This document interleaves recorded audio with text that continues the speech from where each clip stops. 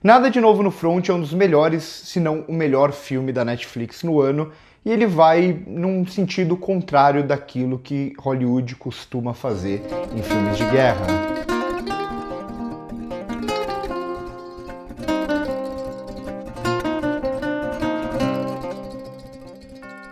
Nada de Novo no Front estreia nesta sexta-feira, dia 28, ou talvez seja hoje, eu não sei exatamente quando eu vou postar esse vídeo. Eu tô gravando antes porque eu assisti no cinema na Mostra de São Paulo, ele estava em exibição, assisti 4 dias antes da estreia da Netflix, e acho que isso pode fazer toda a diferença aqui, né? Por ser esse filme de guerra, por ser um filme longo, um filme que depende muito também dos sentidos, por ser um filme que em muitos momentos ele pisa no freio também, eu vou comentar um pouco mais sobre isso, eu acho que faz todo sentido aqui com essa proposta narrativa, então acho que tem essa diferença. Eu não senti o tempo passar no cinema, se eu assistisse esse filme em casa, talvez eu teria uma experiência diferente. Não sei, vocês que estão assistindo em casa, comentem aqui embaixo se vocês gostaram ou não, se vocês queriam ter assistido no cinema. Trata-se aqui de mais uma adaptação do mesmo livro que gerou o vencedor do Oscar de melhor filme lá de 1930. Só que se lá era uma versão hollywoodiana, aqui é um filme alemão. O livro é também alemão, se eu não me engano. Se eu tiver errado, me corrijam aqui embaixo. E aqui a gente tem uma visão bem diferente daquela que a gente costuma ter em filmes hollywoodianos. Geralmente, filmes de guerra de Hollywood vai buscar sempre um herói de alguma forma ou algum tipo de heroísmo, com exceção de alguns filmes de alguns períodos específicos. Isso na nova Hollywood era um pouco diferente, lá os filmes eram mais cínicos e tal. Atualmente, mesmo os filmes de guerra que querem criticar a guerra, ainda assim buscam algum tipo de heroísmo. A gente viu isso com 1917 recentemente, a gente viu isso com Até o Último Homem recentemente, seja baseado em fatos reais, diretos ou não, sempre tem uma busca por um herói ou uma aproximação do público de alguma forma com esse herói. Aqui vai ser diferente, sim, a gente vai ter um protagonista, a gente vai seguir um personagem, um grupo, o filme vai tentar fazer a gente se importar com eles de alguma forma.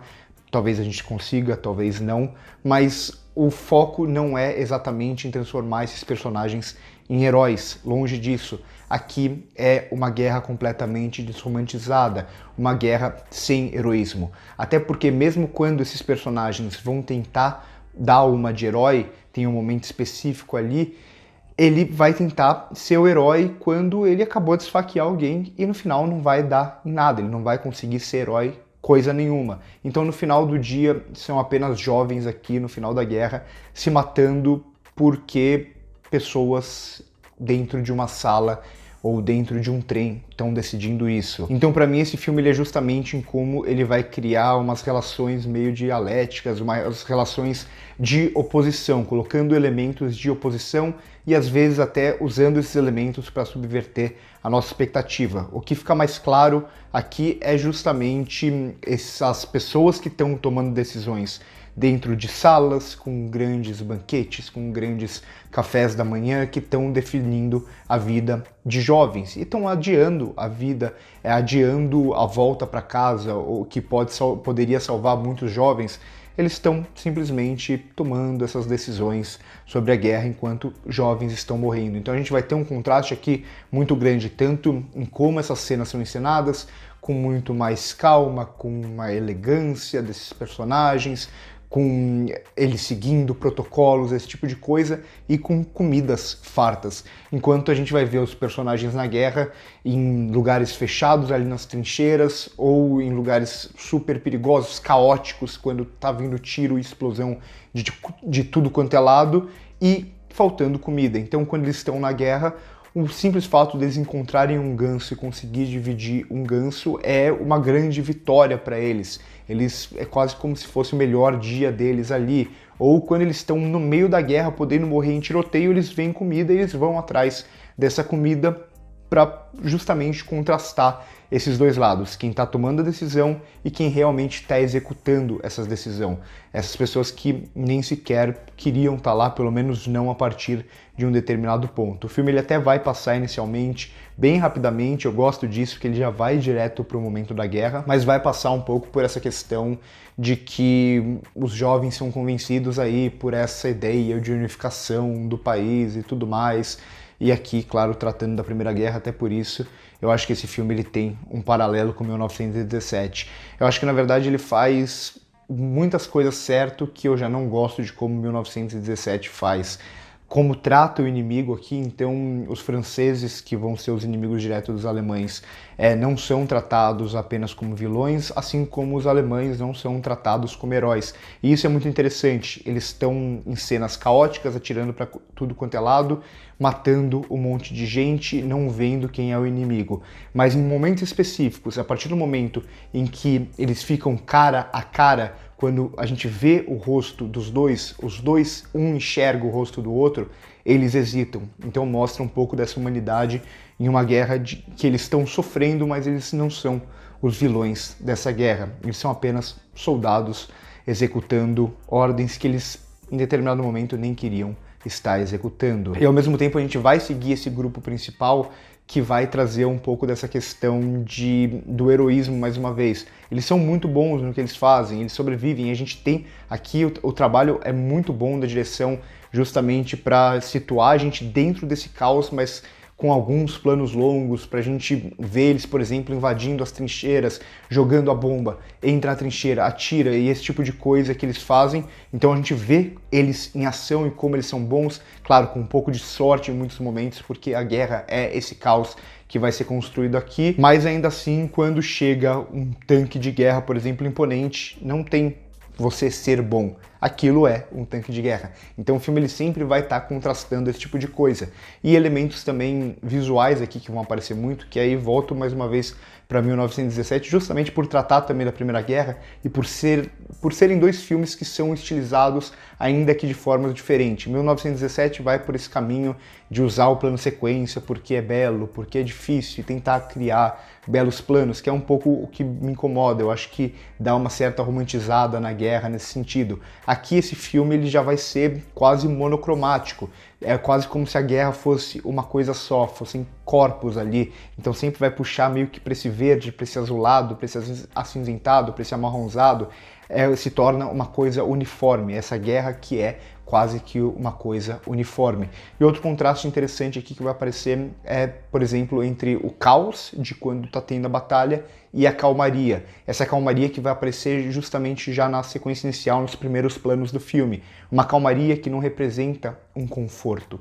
Muito pelo contrário, uma calmaria que só vai acontecer quando você está esperando o próprio combate e você tem que estar atento, que ele pode acontecer a qualquer momento, ou quando esse combate acabou e o que restam são corpos. Corpos não fazem barulho. Então é justamente isso que o filme vai trazer aqui. Outro contraste interessante que também subverte um pouco a lógica é a ideia do claro e do escuro. Então a gente está acostumado que o escuro é sempre o mais perigoso, enquanto o claro a gente está vendo as coisas, então é mais tranquilo. E aqui é um pouco diferente. Quando eles estão no escuro, ninguém está enxergando ninguém, então eles estão de certa forma mais protegidos. Enquanto no claro, eles estão ali muitas vezes em campo aberto e podem ser atacados por todos os lados. Então o filme ele sempre vai estar criando essa relação de oposição de elementos, mas para sempre no final mostrar ruínas, ruínas pessoais, ruínas em planos abertos que a gente vê apenas fogo, corpos e esse tipo de coisa. E as ruínas, por exemplo, também em cenas que traz mais uma vez esse contraste entre quem está na guerra e quem está tomando as decisões, por exemplo, de colocar os personagens para simplesmente buscar ali a marcação de cada um, né, o nome que cada um tem ali numa correntinha quando esses personagens estão mortos. Então, meio que limpar os corpos para conseguir reunir quem morreu e poder mandar para casa para avisar os mortos. Isso eu acho que é muito interessante que o filme faz. Ele toma o seu tempo para esses momentos, seja para os momentos de calmaria, que sempre vem acompanhado em sequência de algo mais caótico, trazendo essa oposição, ou mesmo para mostrar esses personagens sobrevivendo, não vivendo, sobrevivendo nessa guerra, fazendo coisas como limpar os corpos, por exemplo. Porque a partir do momento que eles morreram, eles tiram a identidade da pessoa e restam corpos ali no chão.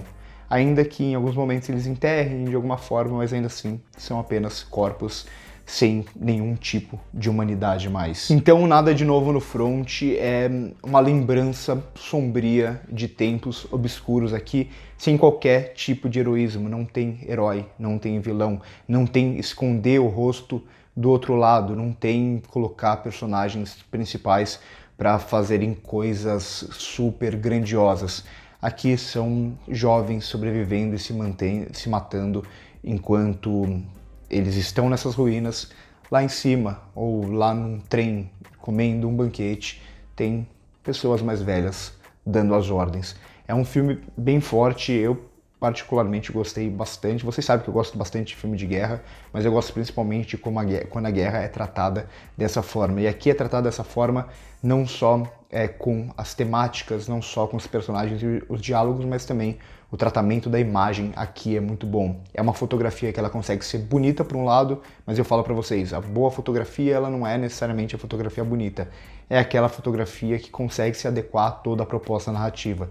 E aqui essa daqui consegue fazer justamente isso ao criar todo esse clima da guerra, seja na calmaria, seja em criar uma espécie de uniformidade, ou principalmente no uso de enquadramentos e movimentos de câmera quando é caótico ou quando a gente está acompanhando simplesmente esses personagens. Aqui a gente vai ter muito uso, por exemplo, da câmera na nuca ou do zoom para a gente tentar se aproximar de algum desses personagens só para ser inserido por meio deles para essa coisa maior que é a guerra que gera corpos, como a gente já vê na primeira sequência do filme.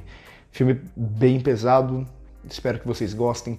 Comenta aqui embaixo o que vocês acharam, curtam o vídeo se gostou, se inscrevam no canal se ainda não são inscritos e no primeiro comentário fixado tem as nossas outras redes sociais. Sempre falo, a gente está produzindo muita coisa da Mostra de São Paulo lá no Instagram também. Então por hoje é isso aí, corta.